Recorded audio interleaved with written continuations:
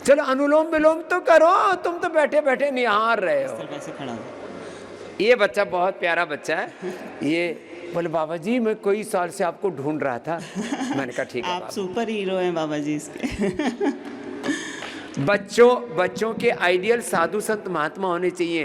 ये characterless actor actress ये बच्चों के हीरो हीरोइन नहीं होनी चाहिए। मेरी ये हीरो है, मेरा ये हीरोइन है, मेरा ये आइडियल है, मेरा ये टाइकून है। अपने टाइकून अपने भगवान राम कृष्ण हनुमान बुद्ध महावीर गुरु नानक देव गुरु गोविंद सिंह को बनाओ। अपने बड़ों को अपना आदर्श बनाओ। क्या फ़ायदा हुआ? महाराज जी मुझे जैसे फर्स्ट पीरियड्स आए थे, उसके बाद से जैसे हेयर प्रॉब्लम थी, अनचाहे बालों की। तो उन्होंने मम्मी को जैसे थायराइड था तो टेस्ट कराया, थायराइड अभी जस्ट बॉर्डर लाइन पे ही था, और उन्होंने मुझे हार्मोन्स की दवाइयाँ शुरू कर दी। और वो भी पिल्स जो गर्भवती वो देते हैं ना कि नहीं, गर्भ निरोधक पिल्स, वो शुरू कर दी। और वो शुरू करने के बाद मुझे पीसीओडी का प्रॉब्लम और गॉल स्टोन हो गया।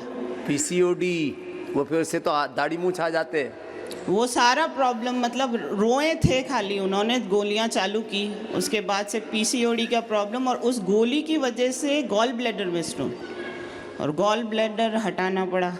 उसके बाद आज मैं इतनी तकलीफ़ में थी, लेकिन आपने जब से वो लिवोग्रीड और सब कुछ देना चालू किया, मैं गॉल ब्लैडर निकालने के बाद अब बहुत स्वस्थ ज़िंदगी जी रही हूँ। लो, ये गॉल ब्लैडर के बाद परमानेंट एसिडिटी हो जाता है लोगों को, वो भी ठीक कर ली लिवोग्रिड से, और लिवोग्रिड हार्मोनल इम्बैलेंस भी ठीक कर लिया। और थायराइड क्या हाल है? थायराइड तो मतलब कि है नहीं है के बराबर ही है, उसको चलाए जा रही हूँ। और कुछ नहीं, अभी जैसे सरला बता रही थी ना, थायरोग्रिड लेना बेटा, धनिया बस थायराइड से ही चल रही हूँ मैं। थायरोग्रिड और धनिया के पानी से बस पूरी ठीक। और वो पीसीओडी की वजह से पहला बच्चा तो मैंने कंसीव कर लिया था 2006 में, दूसरी बार बोला अब आपको होना मुश्किल है, बच्चा नहीं होगा।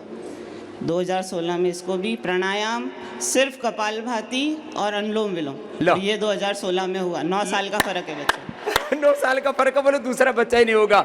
इसको सेकेंडरी इनफर्टिलिटी बोलते हैं। प्राणायाम करती रही, ये देखो ये बाबू धरती पर आ गया। इसके होने के तो बेचारा आसमान में भटकता रहता।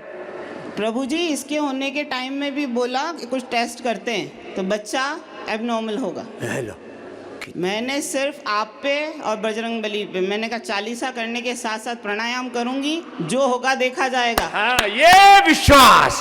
एबॉर्शन करा दो, नहीं कराऊंगी। लो, क्या सलाह देते हैं। मैंने कहा मैं नहीं कराऊंगी, जैसा बच्चा होगा भगवान ने दिया है मैं संभालूंगी।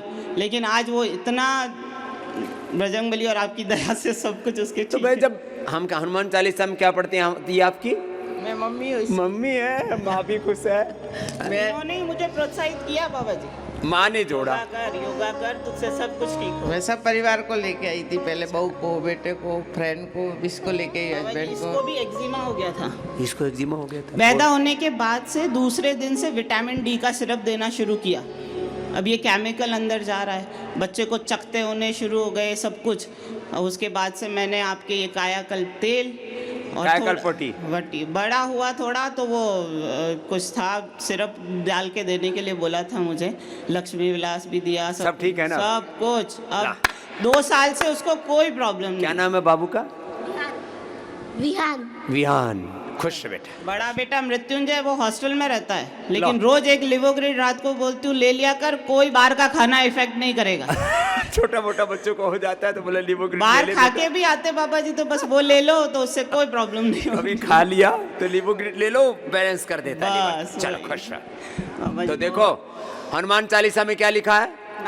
नाशे रोग मिटे सब पीरा, जपत निरंतर हनुमत वीरा, संकट तय हनुमान छुड़ावे, मन क्रम वचन ध्यान जो लावे।